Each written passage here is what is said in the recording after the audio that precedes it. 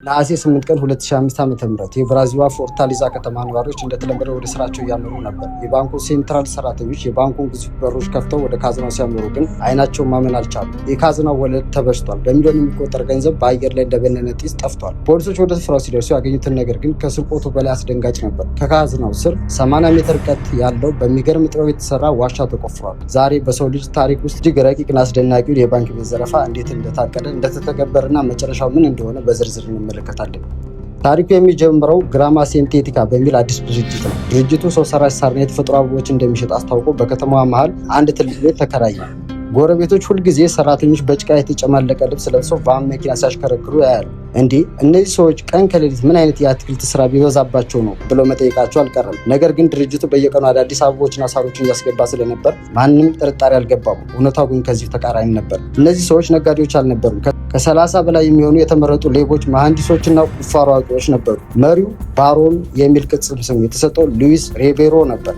እቅዳቸው ቀላል ግን ሊታመን የማይችል ነበር። ከቤታቸው ተነስተው በከተማዋ ስር ዋሻ በመቆፈር የባንኩን ካዝና ሰብሮ በመግባት ረብጣ ሚሊዮን ዶላሮችን መዝረፍ። 80 ሜትር ርዝመት፣ ይህም ማለት ከአንድ የእግር ኳስ ሜዳ ጥቂት ያነሰ ማለት ነው። ይህንን ርቀት በመሬት ስር መቆፈር እጅግ አደገኛ ነው። መሬቱ ሊናድ ይችላል፣ ኦክሲጅን ሊያጥር ይችላል፣ ወይም የፍተሻ ቱቦዎች ሊበጠሱ ይችላሉ።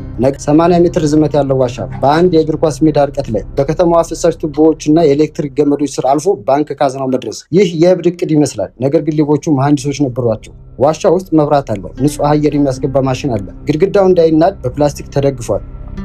የሚገርመው ደግሞ የሚቆፍሩትን አፈር ለአትክልት ማዳበሪያ ነው እያሉ በቫን መኪና እያጓጓዙ ያጡት ነበር። ፎርታሊዛ ተኝታ ሳለ ከምድር በታች ግን ሌላ ከተማ ተገንብቶ ነበር። አስቡት፣ ከእግሮ በታች ሌቦች 70 ሚሊዮን ዶላር ሊሰርቁ ዋሻ እየቆፈሩ መሆኑን ሲያውቁ በዚያ መንገድ ላይ ቢራመዱ ምን ይሰማዎታል? ነሐሴ 6 ቀን 2005 ዓ.ም ቅዳሜ ቀን ነው። ባንኩ ዝግ ነበር። ሌቦቹ ዋሻ መጨረሻ ላይ ደረሱ። ከላያቸው ላይ የባንኩ 1.1 ሜትር ውፍረት ያለው የኮንክሪት ወለል ብቻ ነው የቀራቸው።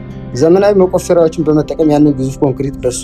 ወደ ካዝናው ሲገቡ ያዩት ነገር ማመን የሚከብድ ነበር። ክፍሉ በገንዘብ ተሞልቷል።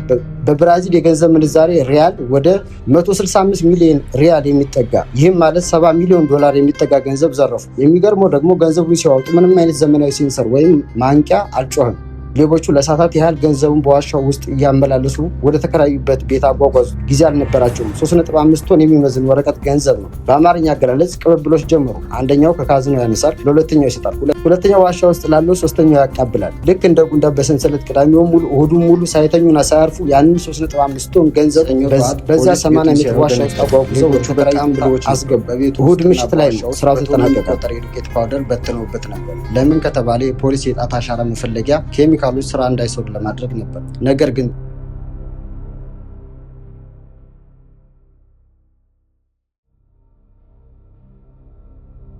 የሰው ልጅ ምኞት መጨረሻ የለውም። ሌቦቹ ገንዘቡን ሲያገኙ አእምሯቸውን ሳቱ። ዘረፋው በተፈጸመ ማግስት ከቡድኑ አባላት አንደኛው ወደ መኪና መሸጫ ሄዶ 10 ውድና ዘመናዊ መኪናዎችን በጥሬ ገንዘብ ገዛ። 10 መኪና በአንድ ቀን በጥሬ ገንዘብ።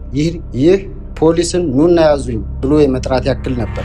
የፖሊስ አደን ተጀመረ። የቡድኑ አባላት አንድ በአንድ መያዝ ጀመሩ። ነገር ግን ከፖሊስ አደን በላይ የከፋው የሌቦቹ እርስ በርስ መበላላት ነበር። የዘረፋው መሪና ዋና አእምሮ የነበረው ሉዊስ ሬቤሮ በጥቅምት ወር ላይ በገዛ ጓደኞችና በፖሊሶች ታገተ። 7 ሚሊዮን ዶላር ድርሻ እንዲሰጥ አሰቃዩት። በመጨረሻም በጥይት ደብድበው አስክሬኑ ከመንገድ ዳር ጣሉ።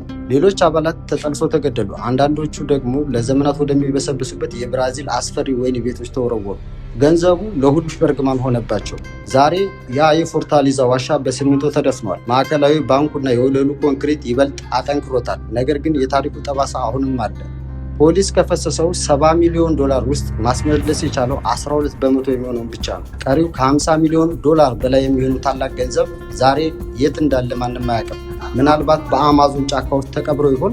ወይንስ ስማቸውን በቀየሩ ሌሎች ምስጢራዊ ሌቦች እጅ ላይ ወድቆ ይሆን? ይህ ታሪክ የሚያስተምረን አንድ ትልቅ ቁም ነገር አለ። የሰው ልጅ ለአንድ ዓላማ ካመነና በትዕግስት ከቆፈረ የማይቻል የሚባለው የኮንክሪት ግድግዳ መብሳት ይችላል። ጥበቡ ግን ለበጎ ነገር ሲሆን ብቻ ነው ዋጋ የሚኖረው። በክፋት የተገነባ የቢሊዮን ብር ህንፃ መጨረሻ እንደ ሉዊስ ሬቤሮ በጥይት መበሳት ሊሆን ይችላልና። የዛሬው ልብ አንጠልጣይ ትረካችን ይህን ይመስል ነበር። ታሪኩን ከወደዳችሁት ለወዳጆቻችሁ ማጋራትና አዲስ ከሆናችሁ ሰብስክራይብ ማድረጋችሁን እንዳትረሱ።